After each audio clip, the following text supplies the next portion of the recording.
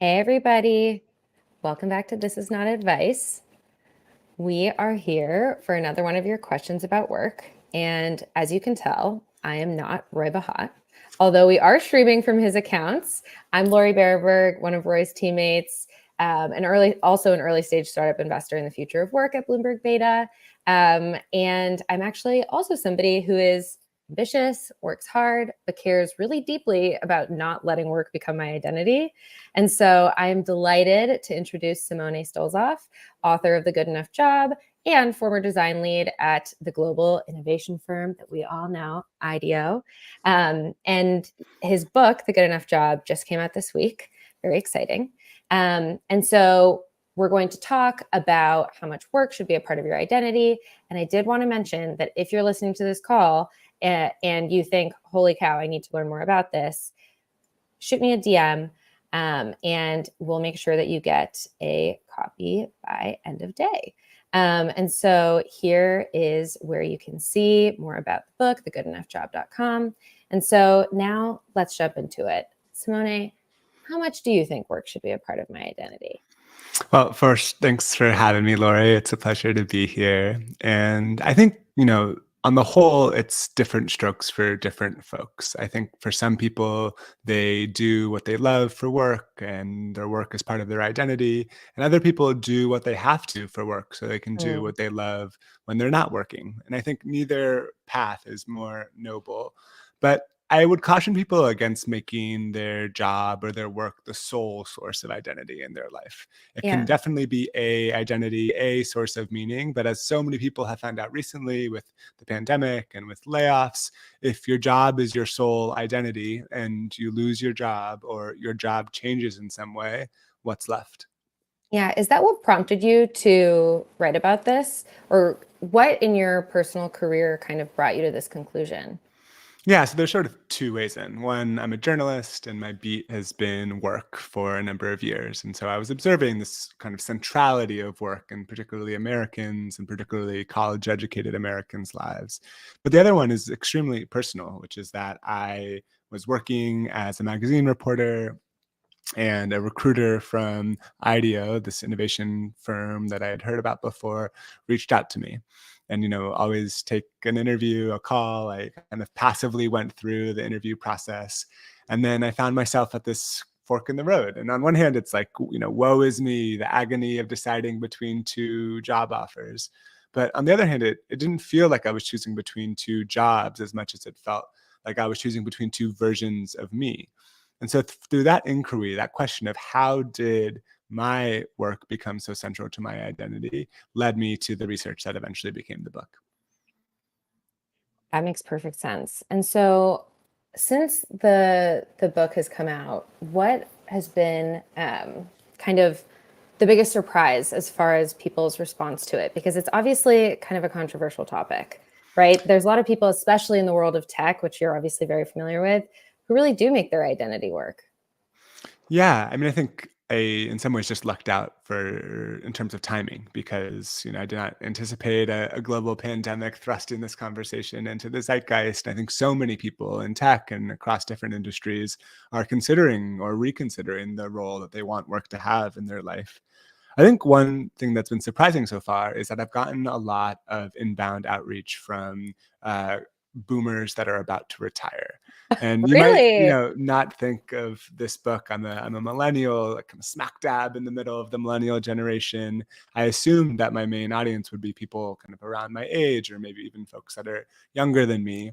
But I think retirement sort of represents this great change in identity, especially if you have tethered your sense of self to your job for so long. And I've had a lot of older folks who are on the verge of this big change who have a lot of anxiety or fear about that change, wondering what tips that I can give them as they Yeah. embark on this next chapter of their So lives. what have you been saying to them?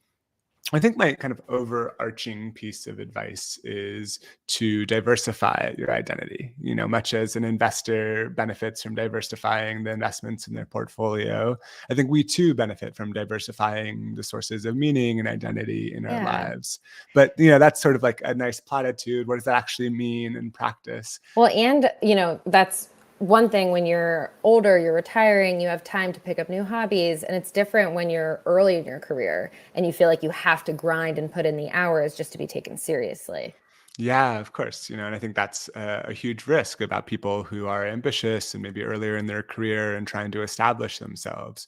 But, the research shows that people with greater, what they call self complexity, who have cultivated different sides of themselves, who have invested in different parts of their personality and identity, actually are better workers. They are more resilient in the face of adversity. You can think about this like if your self-worth and your work are so tightly bound, and then your boss or your manager says something disparaging, or you Yeah. have a bad day at work, it can spill over into all of the other facets of your life.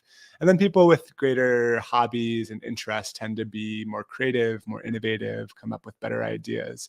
And so there's sort of like the business case for the value of diversifying your identity or having different aspects of your life. But there's also kind of the moral case about the ways in which we are not just workers, we are also siblings and parents and friends and neighbors and citizens. And these identities too need watering, they need our time and our attention. Yeah. And so going back to that business case piece, you wrote about this in your Atlantic article that you published about how the 4-day work week experiment actually led to better business results, which I think not a lot of people realize. I think most people associate that with kind of like, you know, laziness or whatever else. Could you tell us more about kind of what that research showed? Yeah, even the title of my book, The Good Enough Job, can be seen as sort of like a slacker manifesto. But I Oh, think yeah. the way That that the way that I'm thinking about it is, how can you think about your job in service of your vision for a life well lived? I think that was what really stood out most to me in the 4-day work week studies, at least yeah. the ones in Iceland that I wrote about in this piece, is that people felt when they had less obligations in terms of hours, they were able to invest more in these other parts of themselves. There's this great quote from one of the people that went through the studies, and it says, it feels like a greater respect for humans, of all of the parts that make up who I am. But from a business perspective, a lot of these different organizations that have participated in these studies, both, abroad, but also in the US, there's a bunch of examples of companies that have implemented shorter working hours and actually seen productivity increase, if Yeah. if not stay the same. And it gets to a point that a lot of our conventions around the way that we work, I think, are holdovers from an industrial age where there was a more direct relationship between how many hours you put in and the type of output that you get out. But in a Right. knowledge economy, and kind of the world that we're living in now, there isn't always a direct relationship. When the deliverable is a headline for a marketing campaign or a strategy for a 5-year plan, our brains need space. They need room to synthesize all the inputs that we're bringing in, and working less can actually lead to much better work, in my opinion. So not to put you on the spot, but I'm curious if you've ever had, like, as a journalist, as an author, if you've ever had any like huge breakthroughs in that time where you're taking space, whether it's like a vacation or, maybe an extended walk during the middle of the day. I know that for me, when I have been stuck on really hard problems at work, just to walk around the block has been able to get me unstuck. Do you have any stories of that? Yeah, I mean, it's sort of like the take a shower theory, Yeah. or and the research has backed this up, that in these periods of what we might think of as off the clock or more idle time, that's when our brains are still synthesizing and working through a lot of the ideas that they have. I keep a pad of paper next to my bedside table because sometimes I'll wake up either in the morning or in the middle of the night with an idea for a piece, or the idea for, a sentence that I want to write down. And it's true. I mean, we can all feel this in our lived experience. When we are so close to the work, when we are grinding every single day, it's hard to have perspective. It's hard to take a step Yeah. back. And, especially when we're in a world where our office can be in our pocket and you can always just be in this sort of perpetual state of half work, it's Yeah. hard to find that space. Oh my gosh, 100%. And I have to say that for anybody who thinks that your book is the, what did you say, Slacker Manifesto, to know that you literally have a notepad by your bed for if Mm. suddenly inspiration strikes, just goes to show that this is not about slacking, right? It's about being a Yeah. complete person. I definitely think so. And, you know, I mean, I think the great irony is that I've written this book about the culture of overwork in America, and I started writing it on the side of a full-time job. And even after I left work and started working for myself, I found that I was often my own worst manager, you know, maybe something that other solopreneurs or freelancers Yeah. have figured out for themselves. And so I think, you know, this relationship to work is not a fixed thing. It is fluid, and over time we try and navigate it, but it's negotiated on a daily and a weekly basis of trying to figure out what role do we want work to play in our life. Yeah. And so I think that's a really, really great point that a lot of the times we're the ones doing this to ourselves. And I think Mhm. that's kind of what we've been centering on here, which is how do you reframe it for yourself of why it's important to have a life outside of work, to have an identity outside of work. But I'm curious to think about the folks who have bosses or managers who are forcing this on them, right?